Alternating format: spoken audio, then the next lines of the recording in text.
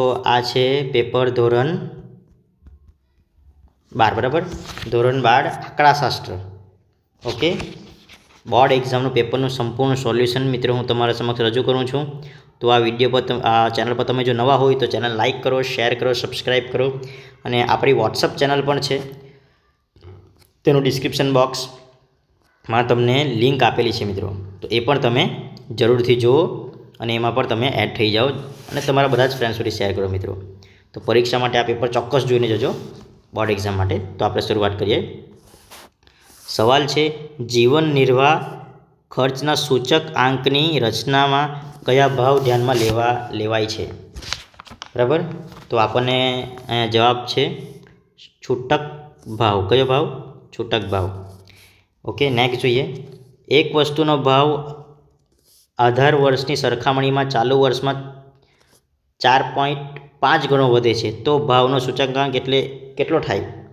તો 550. ઓકે, વિકર્ણ આકૃતિમાં બધા જ બિંદુઓ એક જ સુરેખા પર આવેલા હોય તો આરની કિંમત શું થાય મિત્રો? તો 1 અથવા -1. બરાબર. નેક્સ્ટ જોઈએ. ક્રમાંક સહસંબંધક રીતમાં બે ચલના ક્રમાંકોના તફાવતોનો સરવાળો શું થાય? તો આન્સર શું આવશે? બરાબર. ઓકે, નંબર 5 જોઈએ. એક્સની વાયની એક્સ પરની નિયત સંબંધ રેખાના કિસ્સામાં અનુમાનિત ત્રુટીઓ ઈ શું થાય? તો શું આવશે? Option A. બરાબર. નેક્સ્ટ, જો r બરાબર 0.8 હોય, જો r બરાબર 0.8 હોય તો સાપેક્ષ ચલના કુલ ચલનો કેટલો ભાગ નિયત સંબંધ મોડેલ દ્વારા સમજાવી શકાય? તો 64% આવશે. શું આવશે મિત્રો? 64%. પછી જોઈએ. 7 જાન્યુઆરી 2016થી ડિસેમ્બર 2016 સુધીની સામયિક શ્રેણીમાંથી મેળવેલ વલણનું સમીકરણ, બરાબર, આ છે હોય તો એપ્રિલ 2016 માટેની વલણની કિંમત શોધવાનું છે. તો 36.1 આવશે. શું આવશે મિત્રો? 36.1. ઓકે, સામયિક શ્રેણુ યોગનીય મોડેલ કેવી રીતે દર્શાવાય છે? તો આન્સર આવશે આ. બરાબર. ઘટના આ છે, બરાબર ને? તો એ અને એ ડેશ કેવી ઘટનાઓ કહેવાય? કેવી ઘટનાઓ કહેવાય મિત્રો? તો પૂરક ઘટનાઓ. શું કહેવાય? પૂરક ઘટનાઓ. સંભાવનાની ગાણિતિક વ્યાખ્યા મુજબ યાદચ્છિક પ્રયોગોના n પરિણામો પૈકી દરેક પરિણામની સંભાવના કેટલી થાય? તો આન્સર આવશે 1/n. બરાબર. નીચેનામાંથી કયો ચલ એ સતત ચલનું ઉદાહરણ છે? કયો ચલ? તો આન્સર આવશે સી, દિવસ દરમિયાનનું મહત્તમ તાપમાન. દિવસ દરમિયાનનું મહત્તમ તાપમાન. ઓકે, નંબર 12 જોઈએ. n બરાબર 10 પ્રાચલવાળા ધન વિષમ દ્વિપદી વિતરણ માટે નીચે આપેલ કિંમતો પૈકી કઈ કિંમત મધ્યકની હોઈ શકે? તો આન્સર આવશે આ. બરાબર. નેક્સ્ટ 13મો જોઈએ. એક અસતત સંભાવના વિતરણ માટે તેના મધ્યકની કિંમત 3 છે જ્યારે તેનું વિચરણ 7 છે તો આ વિતરણ માટે e(x²) શું થાય? ઓકે, તો આન્સર આવશે 16. નેક્સ્ટ જોઈએ. પ્રમાણીય વક્ર હેઠળનું કુલ ક્ષેત્રફળ નીચેના પૈકી કયું હોય છે? તો સી બરાબર 1. બરાબર. નેક્સ્ટ જોઈએ. પ્રામાણ્ય વિતરણમાં સામાન્ય રીતે કેટલા ટકા અવલોકનો, બરાબર, સીમામાં હોય છે? તો આન્સર આવશે 68.26%. નેક્સ્ટ, પ્રમાણ્ય વિતરણના પ્રચલિત સંકેતોમાં જો x બરાબર 25, u બરાબર 20 અને ગામા બરાબર 5 હોય તો પ્રમાણિત પ્રામાણ્ય પ્રાપ્તાંકની કિંમત નીચે પૈકી કઈ હશે? તો આ આન્સર આવશે. બરાબર. નેક્સ્ટ આપણે જોઈએ માનાંક સ્વરૂપ કયું છે? માનાંક સ્વરૂપ, આનું માનાંક સ્વરૂપ કયું છે? તો ઓપ્શન આન્સર ડી આવશે. બરાબર. lim x is -2 10ની કિંમત શું થાય? તો આ આવશે. બરાબર. નેક્સ્ટ જોઈએ, જ્યાં એ અચળ સંખ્યા હોય તો dy/dxની કિંમત શું થાય? ઓકે, તો ઓપ્શન બીમાં આ આન્સર આવશે. પછી જોઈએ માંગની મૂલ્ય સાપેક્ષતાનું સૂત્ર કયું છે? તો a - p/x dx/dp. ઓકે મિત્રો, તો હવે આપણે વિભાગ બી જોઈએ. નેક્સ્ટ, કઈ પદ્ધતિમાં 18 વર્ષ પ્રત્યેક વર્ષ બદલાતું રહે છે? તો પરંપરિત આધારની પદ્ધતિમાં. કયું? પરંપરિત આધારિત પદ્ધતિમાં. બરાબર.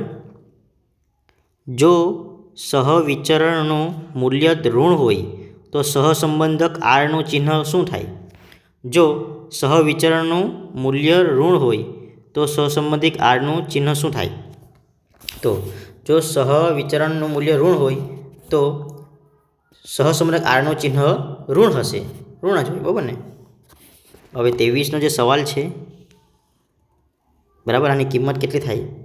તો હું તમને એનો જવાબ બતાવું છું. ઓકે મિત્રો, તો 23નો સવાલનો જવાબ અહીંયા છે. નેક્સ્ટ 24 જોઈએ, સામાયિક શ્રેણીમાં વલણ માપવાની રીતનું નામ લખો. ઓકે, તો એમાં જોઈએ તો 3 રીત છે મિત્રો. આલેખની રીત, ન્યૂનતમ વર્ગની રીત, ચલિત સરેરાશની રીત. ઓકે, પ્રશ્ન નંબર 25 જોઈએ, ઋણ ઘટનાઓ ABC પૈકી ઓછામાં ઓછી એક ઘટના બને તેની સંભાવના મેળવવાનું સૂત્ર. તો મિત્રો અહીંયા આપેલું છે, આ છે આન્સર એનો. ઋણ ઘટનાઓ ABC પૈકી ઓછામાં ઓછી એક ઘટના બને તેની સંભાવનાનું મેળવવાનું સૂત્ર આ નીચે મુજબ છે. પ્રશ્ન નંબર 26, દ્વિપદી વિતરણ મધ્યક અને વિચરણ વચ્ચેનો સંબંધ જણાવો. ઓકે, તો એ પણ અહીંયા તમે જોઈ શકો છો. Answer number 26. બરાબર. ઓકે, પ્રશ્ન નંબર 27 જોઈએ, પ્રામાણ્ય વર્કનો આકાર કેવો હોય છે? તો ઘંટાકાર. કેવો હોય છે? ઘંટાકાર. બરાબર.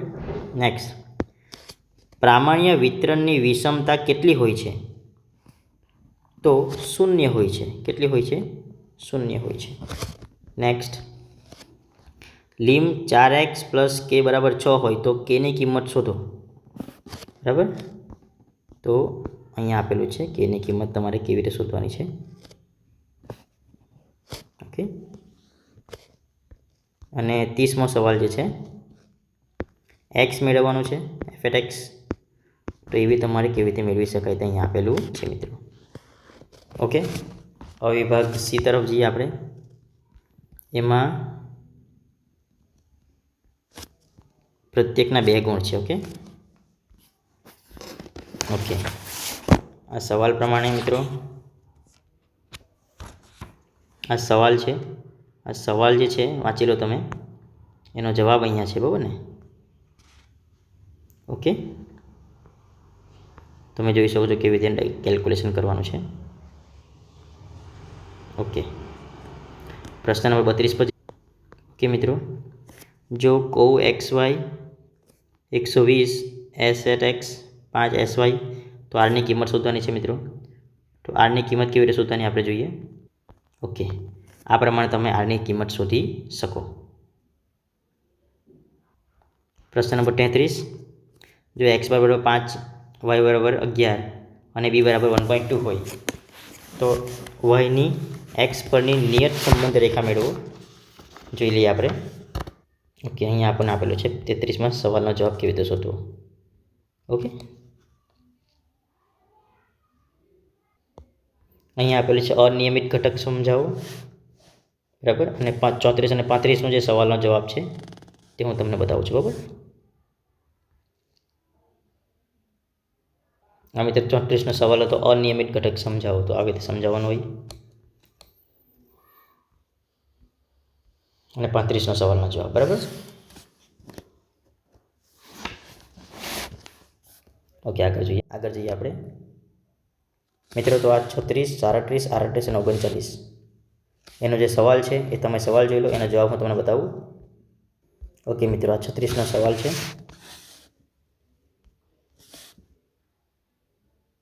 બરાબર, આ 37,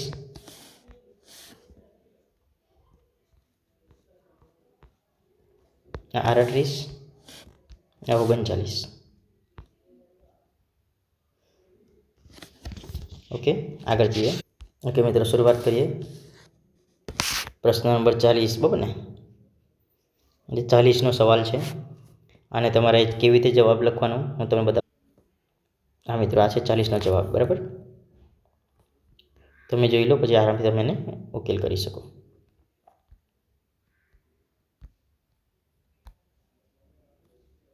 આ રીતે. પછી પ્રશ્ન નંબર 41. અચલ આધાર અને પારંપરિક આધારની રીત વચ્ચેનો તફાવત સમજાવવાનો છે. તેના પર જવાબ જોઈ લઈએ આપણે. ઓકે, આ જવાબ છે અચલ આધારની રીત અને પારંપરિક આધારની રીત વચ્ચેનો તફાવત. ઓકે,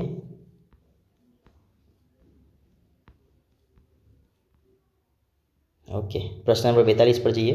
ઓકે, પ્રશ્ન નંબર 42 જોઈએ આપણે. 42નો જવાબ જોઈએ. આ 42નો જવાબ છે. બરાબર,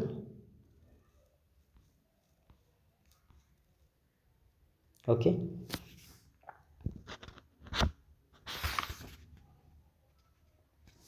હવે આપણે પ્રશ્ન નંબર 43નો જે સવાલ છે એના પર જઈએ. 43નો સવાલ છે કે નિયત સંબંધકના ગુણધર્મ અને નિયત સંબંધ રેખા સમજાવો. તો અહીંયા આપેલું છે ગુણધર્મ આ પ્રમાણે છે. બરાબર,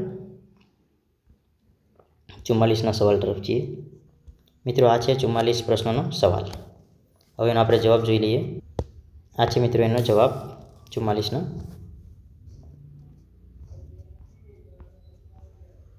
ઓકે, 45નો સવાલ જોઈએ. ઓકે મિત્રો, આ 45 અને 46નો સવાલ સાથે જોઈ લઈએ. બરાબર ને. ઓકે મિત્રો, આ 45 પ્રશ્નનો સવાલ છે. અને આ 46 સવાલનો જવાબ. બરાબર, હવે 47નો પ્રશ્ન છે કે લીપ વર્ષમાં 53 ગુરુવાર હોવાની સંભાવના. આટલું જ ખાલી લખેલું છે. બરાબર, તમે એ પ્રમાણે સમજાવી શકો. લીપ વર્ષમાં 53 ગુરુવાર હોવાની સંભાવના.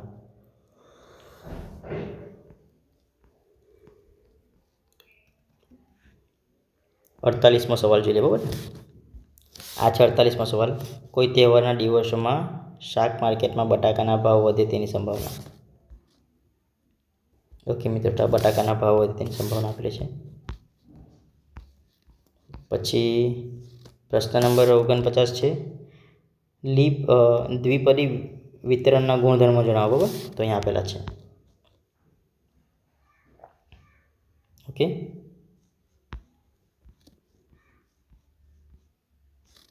પ્રશ્ન નંબર 50 જોઈએ. ઓકે મિત્રો, 50 નંબર 50 અને 51નું સોલ્યુશન આપણે સાથે જોઈ લઈએ. બરાબર ને. ઓકે, આગળ જોઈએ. આ છે પ્રશ્ન નંબર 50. ઓકે, તમે એનું સોલ્યુશન આખું જોઈ શકો છો. બરાબર,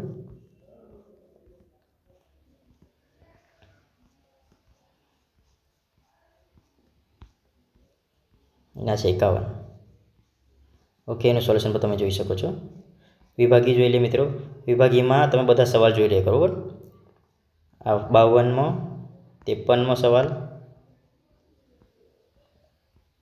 54મો સવાલ, 55. ઓકે મિત્રો, તમે જવાબ પણ જોઈ શકો છો. 52નો સવાલ આ પ્રમાણે છે જવાબ, બરાબર. પછી દ્રષ્ટિહીન લોકો માટે પણ અહીંયા આન્સર આપેલો છે,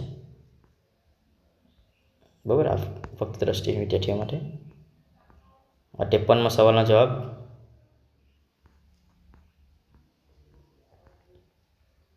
પછી 54મો સવાલનો 53 દ્રષ્ટિહીન માટે. 54 સવાલનો જવાબ, બરાબર ને. હવે 55 એફમાં બી જોઈ શકો તમે. 56, 57. 56નો આ સવાલ જોઈ લેજો. 57મો સવાલ જોઈ લેજો. 58મો સવાલ, 59મો સવાલ, 60મો સવાલ, 61મો, બરાબર. આ જવાબ છે 56નો.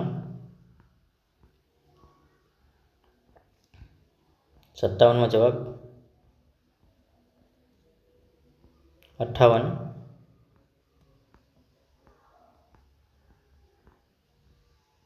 59 અને છેલ્લો જવાબ એટલે 60નો જવાબ, બરાબર. ઓકે મિત્રો, તો વિડીયો ગમ્યો તો લાઈક કરો, શેર કરો, સબસ્ક્રાઈબ કરો. Thank you.